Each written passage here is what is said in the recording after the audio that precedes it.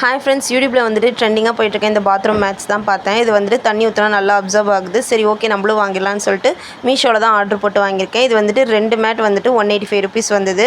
இது நான் ஆர்டர் பண்ணி எனக்கு 5 டேஸ்லேயே வந்துருச்சு. குவாலிட்டி வந்துட்டு பார்த்தீங்கன்னா ரொம்பவே நல்லாயிருக்கு. பேக் சைடு வந்துட்டு ரப்பர் மாதிரி கொடுத்துருக்காங்க. ஃப்ரண்ட்டில் வந்துட்டு ஸ்பாஞ்சி மாதிரி இருக்குது. கால் வைக்கிறதுக்கு ரொம்பவே நல்லா சாஃப்டாக நல்லாயிருக்கு. எனக்கு ரொம்ப பிடிச்சிருக்கு. இதில் வந்துட்டு நம்ம சரி தண்ணி ஊற்றினா வந்துட்டு அதே மாதிரியே நல்லா ஒரு இதாக எப்படி இருக்குதுன்னு சொல்லிட்டு டெஸ்ட் பண்ணி பார்த்தலான்னு சொல்லி நானும் டெஸ்ட் பண்ணி பார்த்தேன்.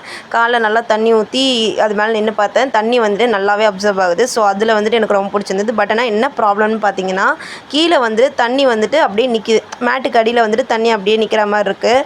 ஸோ காயறதுக்கும் ரொம்பவே லேட் ஆகுது. ஸோ அதனால் நான் என்ன சொல்லுவேன்னா வீட்டுக்குள்ளே இந்த மேட் யூஸ் பண்ணாதீங்க. அது வந்துட்டு வேஸ்ட்டு தான்.